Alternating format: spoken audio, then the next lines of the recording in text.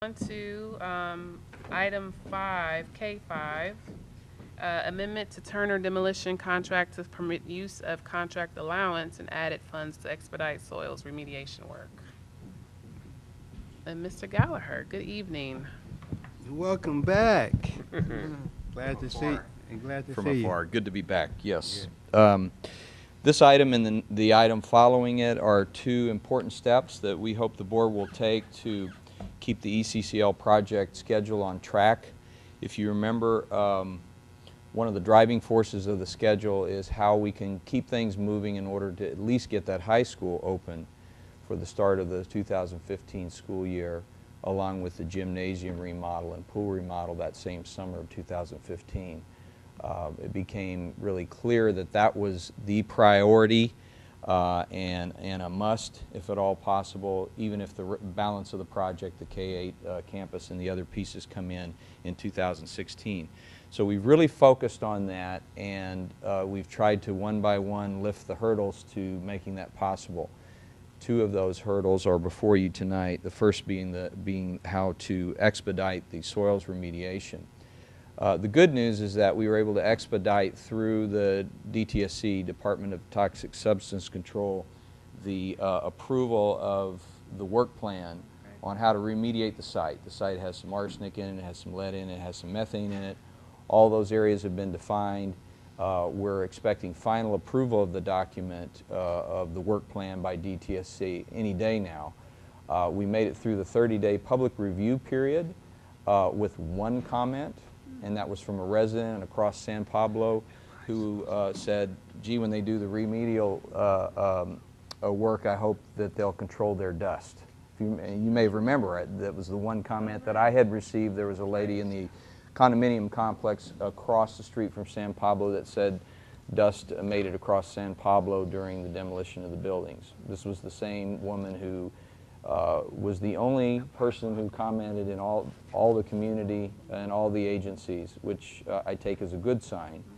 So the DTSC is moving forward with some of their own internal comments on the 1,000-page document, dotting I's and crossing T's. When that's finished, they'll give us an authorization letter to begin digging out the bad dirt and hauling it to the appropriate disposal sites. We have a contractor on board with Turner, and they were awarded a $1.39 million demolition contract that had some allowances in it. It had some allowances in it for work which may or may not, that was yet to be determined whether or not it was needed as part of the demolition. And we've carved out about $200,000 savings from their work that could be applied to the soils remediation work. That was never a part of the demolition contract. But as you know, it has to take place before they can complete their demolition contract because they demolished everything above slab level, but the slabs and the footings are still there until the soil is remediated.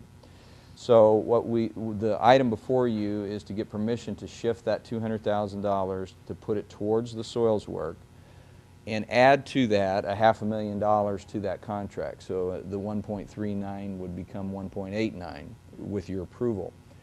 The initial estimate has been closer to $1 million for the soils remediation work by Turner, but I'm not asking for $1 million from you this evening because we're confident that with good control in there that we may not have to move as much dirt as originally anticipated.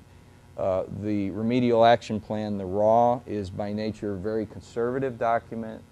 The DTSC is a very conservative agency, rightfully so. They're erring on the safe side. So all of the volumes of dirt that were identified in that document are, we think, probably larger than they need to be. We do have a way to, as the dirt is being removed from the site, to do confirmation sampling as the dirt is being stockpiled on site.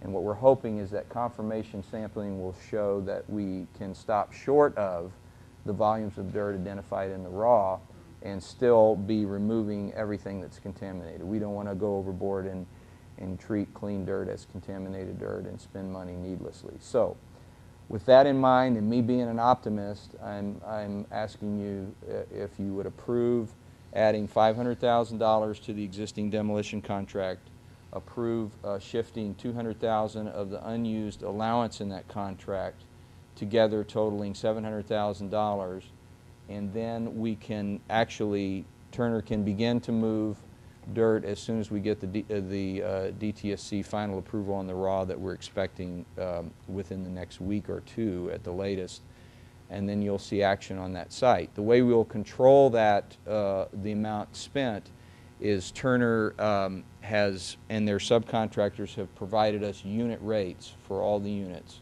So many dollars per removal of clean dirt, so many dollars per removal of dirt that has to go to a Class 1 site, and all the other activities, the excavation activities. Every activity they have there is quantified on a unit price basis. And so they will be paid on work actually completed, no more, no less, and we'll be able to monitor that on a continuous basis. This work will take place probably for the majority of the month of May if it gets started here in the next week or two. So, in general, that's what we're asking for. Normally, you want to see these kinds of contract amendments and these kinds of actions twice for a first and second reading. I understand that's the procedure. I'd ask you to consider waiving that in this case, and also with the item about the steel that follows this, as just urgency items to keep the project on schedule so that we have a good chance of getting that high school open in 15 rather than 16. Right. And I'd just like to say, I did sit in on the team, I would call it the project team meeting with the architects, the project manager, and Mr. Gallagher, and the contractor, Turner. And they are really working hard to make sure that they stay on the critical path of the schedule. So I can definitely support, I mean, I know we usually do 2 readings, but, you know, personally, I can support approving this on the first reading to continue to keep the project on schedule and on time. You know, it is essential at this point, you know, as far as I'm concerned. So that's just my recommendation to the board. Do we have 500,000 in the budget? Yes, we do. Yeah. Yeah. Yeah, the current budget shows $1 million in there for the soils remediation work. $1 million over and above what was in the demolition contract. What we're asking for is $500,000 Yeah. above the original demolition contract. So, and I guess I was more speaking to the whole, you know, project $60 budget. million that we have Right. in bond money. We can afford this $500,000 hit in there.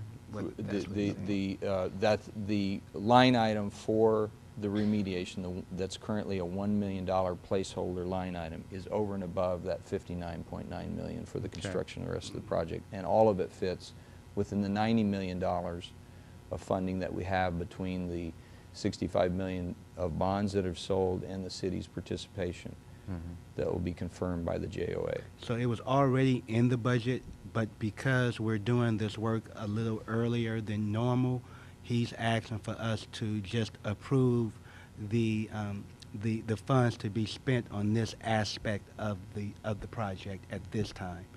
So Right. so the money was it's already been line item budgeted for the project. Yeah, I guess I thought that surprised me because I thought we had the budget set, you know, before we knew about the soils remediation issue.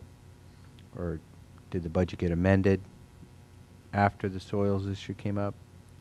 I thought we had just kind of a contingency. Well, we have $2 a million. number of contingencies, Yeah. and what we've done is we've shifted from contingencies that we know we don't need to contingencies that we know we do need, without changing the overall bottom line project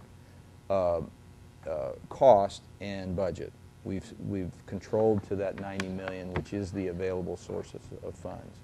So that your action tonight is not requesting any budgetary increase of the overall project at all. Okay. That's helpful. Your estimate that we hopefully will only need another $500,000 is contingent on this, as you say, optimistic Right. hope that when we actually start looking at the soil and Right. sampling it on site, Right. we'll see. Okay, we got it all, you know.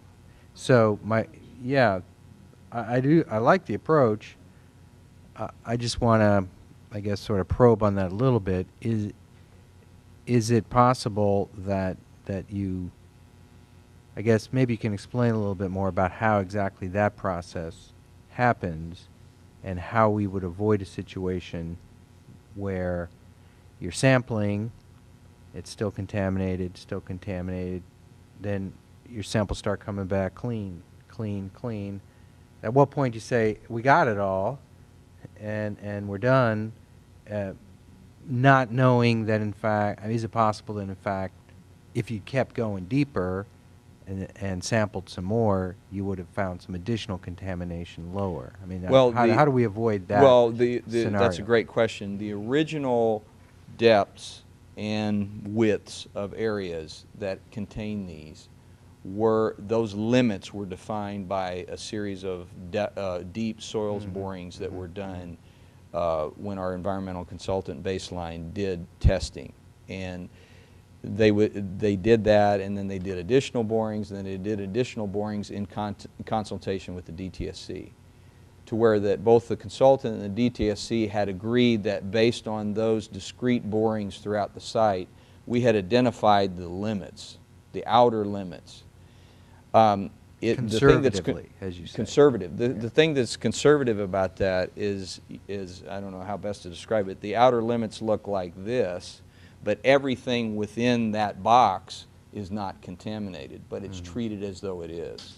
So to your question, how do we know that if we just kept digging deeper and wider, are we going to find more contaminants? We've defined those outer limits.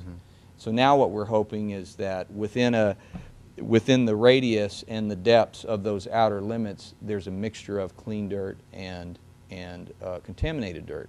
And the way to separate that out, it's actually kind of creative. I learned that process. The excavator that is subcontracted to Turner said we will make individual piles as we dig out. Individual piles and as many as we can. And then each individual pile then will get the on-site confirmation sampling. And probably the reality is there may be 20 piles there, and 7 of them are tagged dirty and 13 of them are tagged clean. And it'll be on a pile by pile basis. And so the worst case is that we have this depth and this width, and we dig it all out and we put it in 20 piles, and every one of the 20 piles comes up dirty by the confirmation sampling.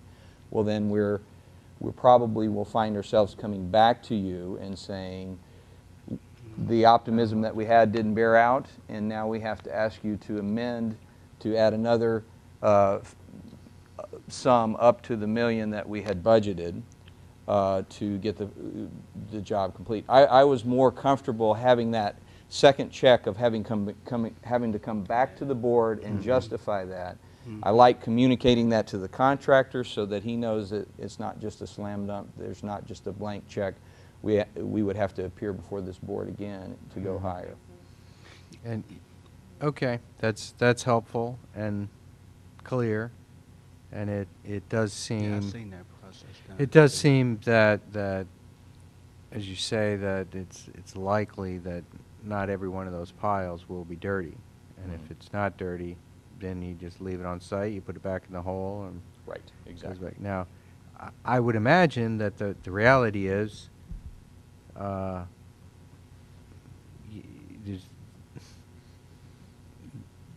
aren't completely clean piles, or maybe the piles that we leave are they the ones that are completely clean? We sample them 10 different ways up and down, because you're going to get a mix of dirty. The reality is that none of them are going to really be left. They're going to just go to a clean site or a dirty site, because remember the total amount of volume, worst case volume of dirt that we're digging out is still less than the amount that has to be hauled off anyway just to build the site, because the grades are different.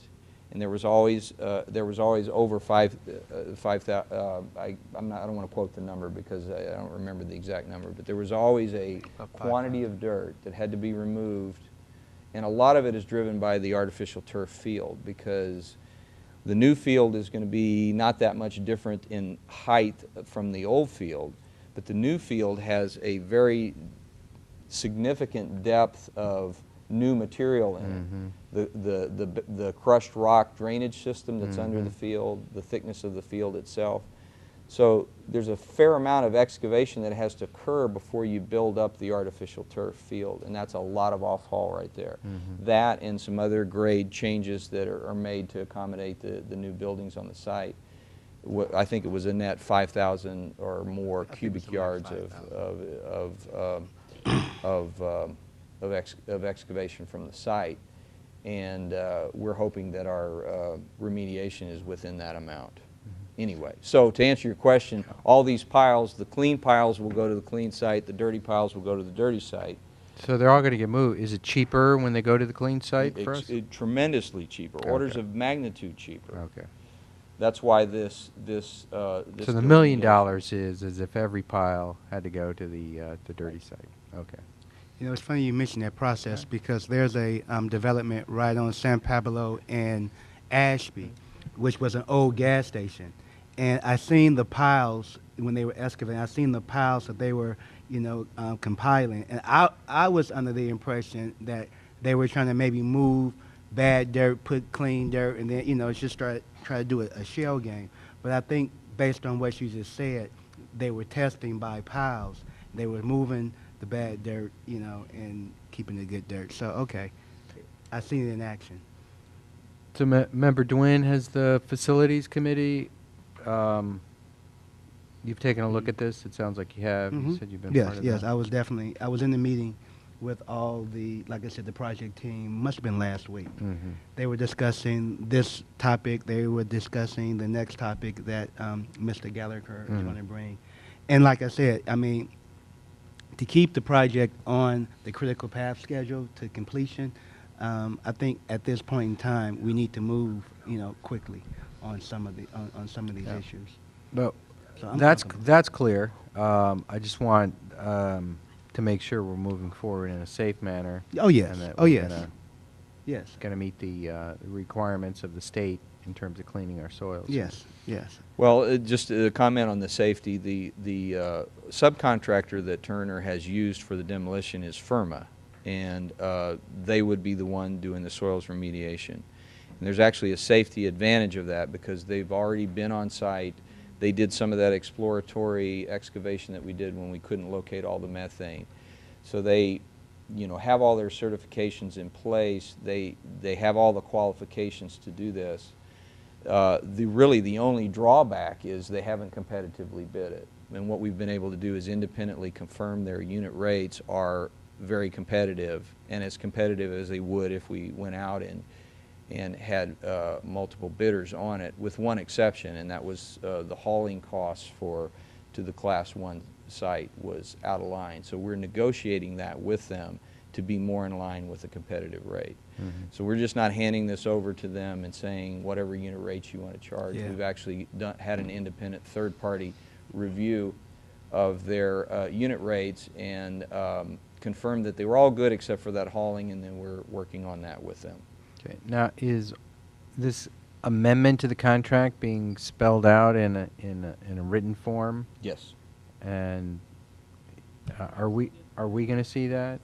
Do we have our attorneys looking at that? I mean, who's There's reviewing that already for the district? the contract already has a provision for change orders in there, and so this is just, there isn't any new contract language that accompanies it. It's Okay. just a change order that says $500,000 change order for soils remediation work per the RAW. The scope of work is in the 1,000-page RAW remedial action work plan. So certainly I can get all that documentation to you, but there's not a new contract that needs to be executed. Well, it just seems that there are some conditions here that you spell out, for example, in your last paragraph of just the item agenda, that there's $500,000 to this contract, but there's also $200,000 of existing use. I mean, is that written down somewhere that they understand that, and that,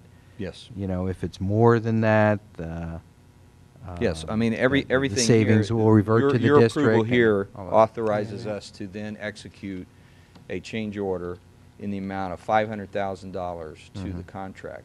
That's the amount the contract would be increased, and a reallocation of the unused $200,000 of allowance.